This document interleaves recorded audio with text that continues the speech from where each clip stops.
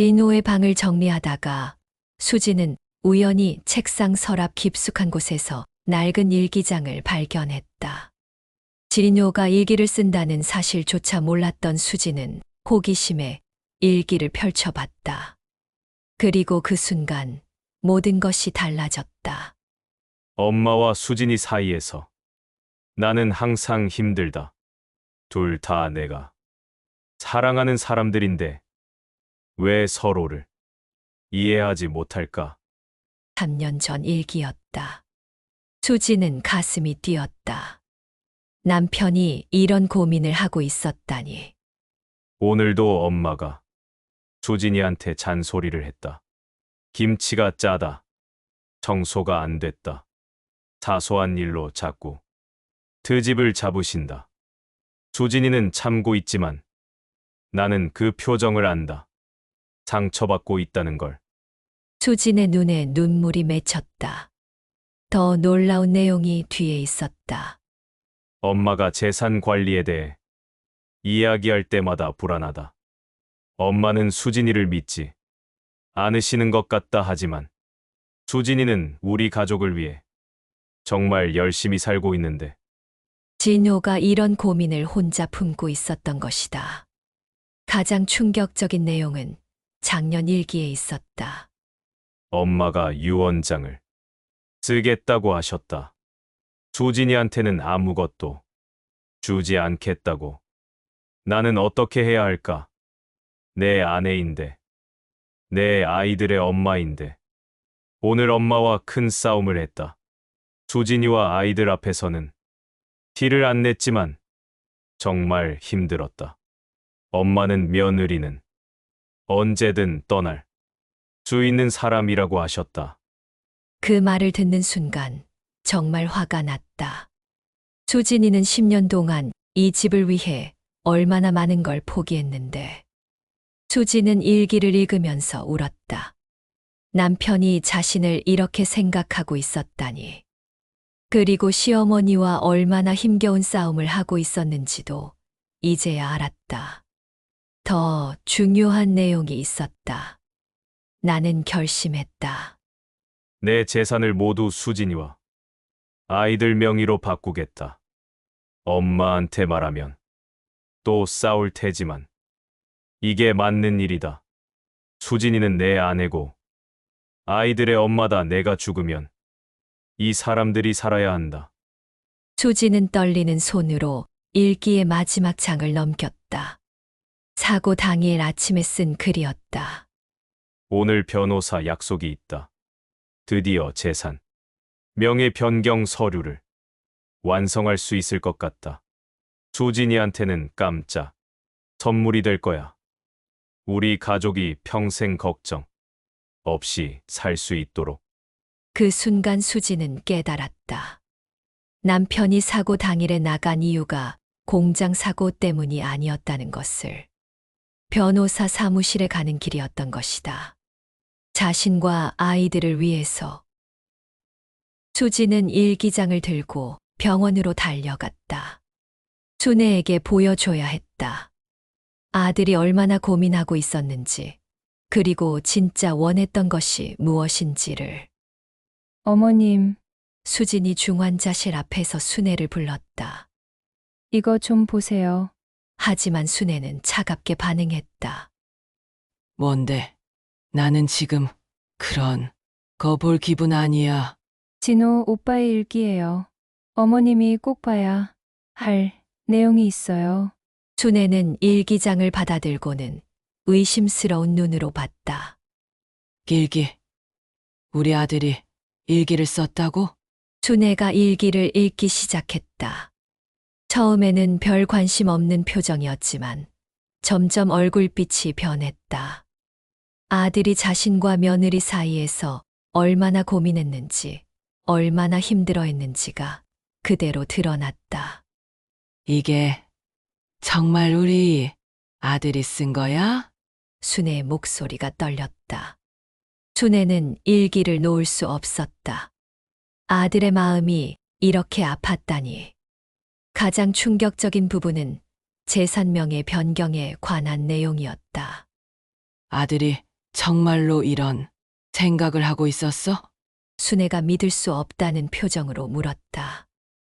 네. 사고 당일에도 변호사 사무실에 가려던 것 같아요.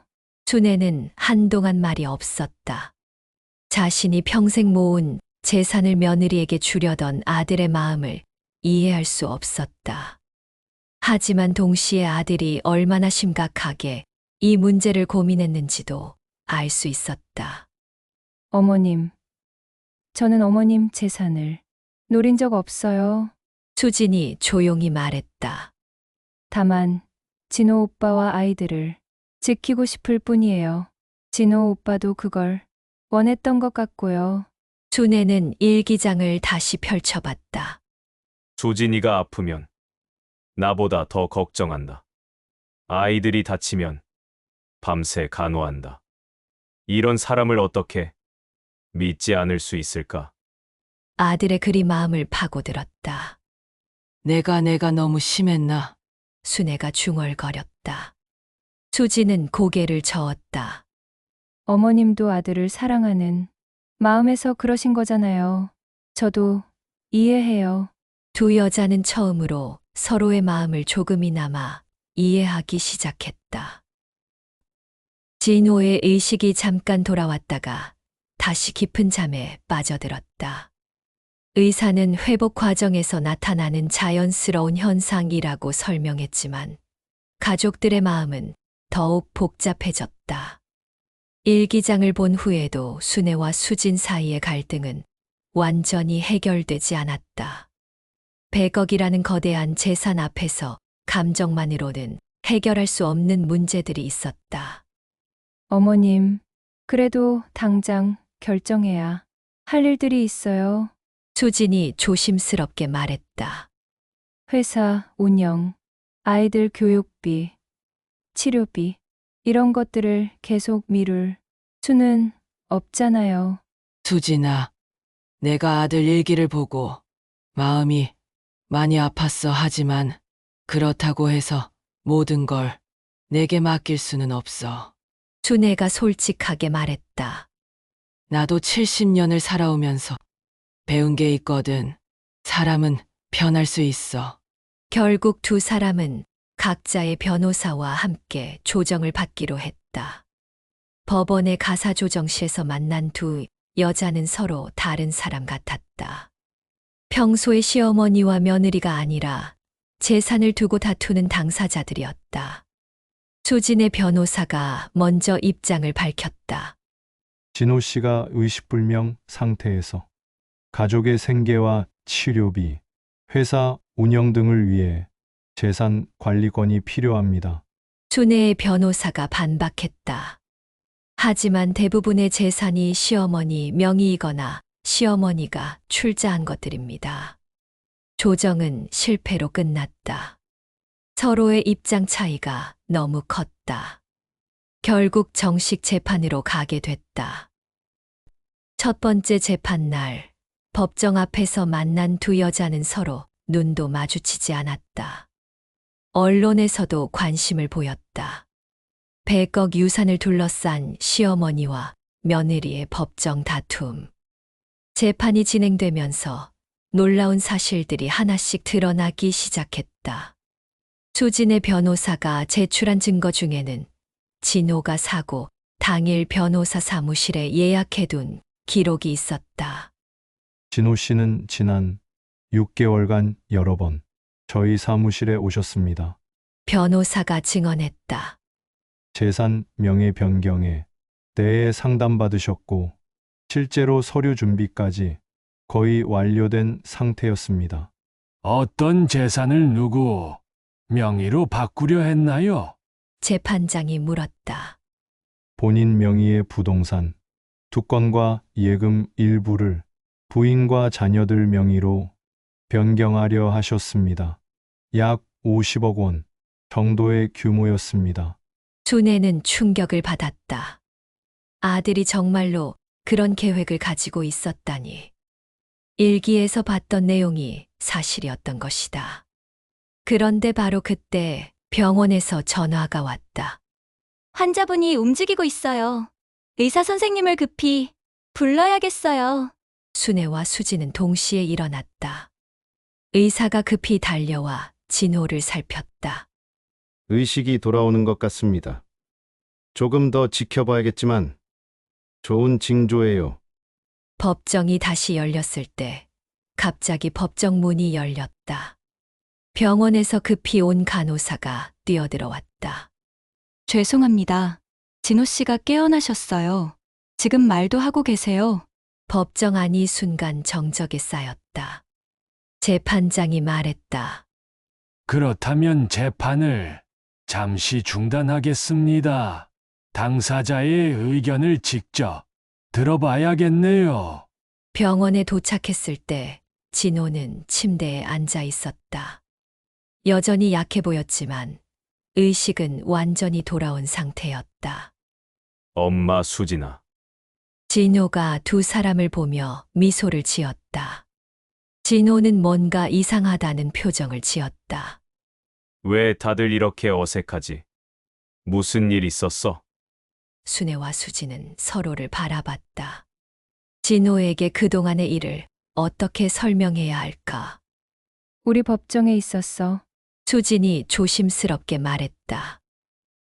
법정. 진호가 놀랐다. 왜? 순애가 고개를 숙이며 말했다. 내가 쓰러진 후에 우리가 싸워서 재산 문제로 진호는 한참 동안 말이 없었다. 그리고 천천히 입을 열었다. 내가 유언장을 썼는데 어머니 수진이 둘 다 못 봤구나. 유언장, 두 여자가 동시에 물었다. 진호가 고개를 끄덕였다. 책상 서랍에 넣어뒀어. 나한테 무슨 일이 생기면 꺼내보라고. 거기에 내 진짜 마음이 다 들어있어. 진호가 말한 유언장을 찾기 위해 집으로 돌아왔다. 책상 서랍을 뒤지다가 수진이 두꺼운 봉투를 발견했다. 봉투에는 가족에게라고 진호의 글씨로 적혀 있었다. 봉투를 열자 두 장의 편지가 나왔다. 하나는 엄마에게, 다른 하나는 수진에게라고 적혀 있었다. 그리고 공식적인 유언장도 함께 들어 있었다. 엄마, 이 편지를 읽고 계신다면 저에게 무슨 일이 생긴 거겠죠? 순애가 떨리는 목소리로 편지를 읽기 시작했다. 평생 저를 키워주시고 사랑해주셔서 감사해요. 하지만 엄마, 이제는 수진이를 믿어주세요. 수진이는 10년 동안 우리 집을 위해 모든 걸 포기했어요. 자기 꿈도, 자기 시간도 모두 우리 가족을 위해 바쳤어요.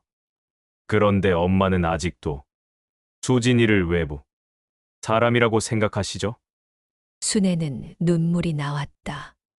수진도 자신의 편지를 읽었다. 수진아, 너는 내 인생에서 가장 소중한 사람이야. 너와 결혼한 게 내 인생 최고의 선택이었어.